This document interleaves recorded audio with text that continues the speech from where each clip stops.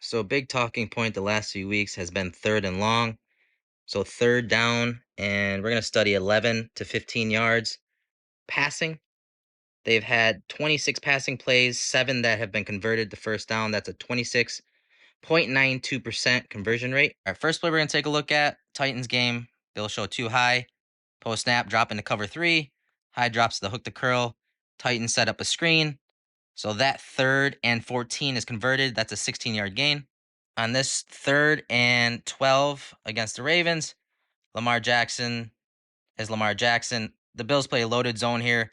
There's no one open, but Jackson isn't brought down in the backfield. He escapes for an 18-yard gain. 3rd and 11 here. There's a 12-yard gain from Pickett to Pickens at the bottom of the screen.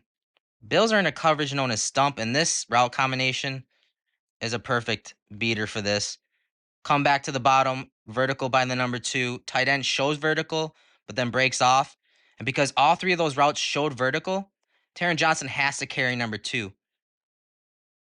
If one of those routes had broken off, he would be dropping to the flats and getting under this comeback route by Pickens. But because of how vertical everyone was getting, there's no help underneath for Elam. And the pass is completed for the first down.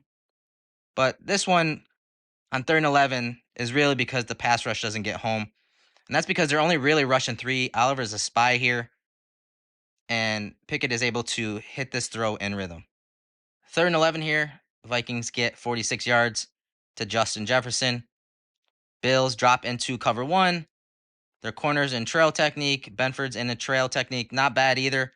But Cousins has just enough time to float it out in front of Jefferson. And then he's able to get a good chunk of yards after the catch. What's disappointing about this one versus some of the other 3rd down reps? The Bills bring pressure. They bring an extra man. It's picked up rather well. And Cousins is able to just get it away as Oliver closes in on him. So he had just enough time to push the ball down the field. Here's another play where the Bills are in stump coverage. Bottom of the screen, outside release from Jefferson. Hamlin's over the top. But because it's an outside release, Hamlin's eyes go to the trip side, top of the screen here.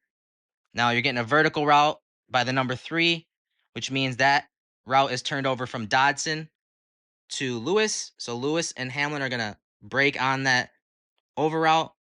But then you're going to see the window open up with Hawkinson on the dig route and a variation of a dagger route right there. So you get a nice clearing from Osborne.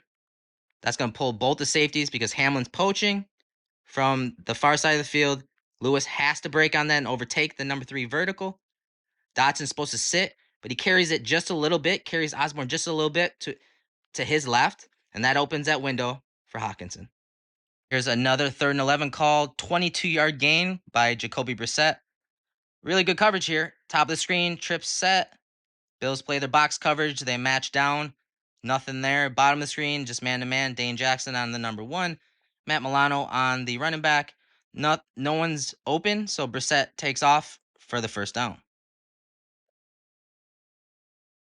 And I got to tip the hat to Brissett on this one because he manipulates his pocket and finds an escape lane quite remarkably. You see Oliver flashing. You see Epinesa. I mean, I don't know how he maneuvered that pocket, but he did. And thank God he did for the Browns because there was nobody open. On 3rd and 11 here, the Browns get 16 to Mari Cooper in the slot to the bottom. This is just a simple quarters coverage. Top of the screen, Milano, Dodson have to work the high-low right there. They're working a box coverage on that high-low. So they can't help out to the weak side of the formation.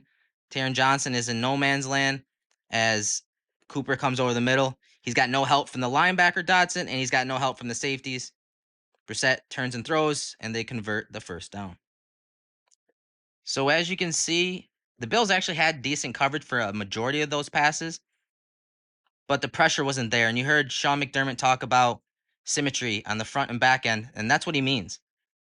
The Bills defense has to do a better job of getting pressure on quarterbacks so they can't push the ball down the field. And I think a lot of that falls on the coaching staff. They have to do a better job of attacking protections when they only want to rush four. But overall, they just have to do a better job of creating pressure, getting advantageous one on ones for their pass rushers so that the quarterback doesn't have time to push the ball down the field like you see here.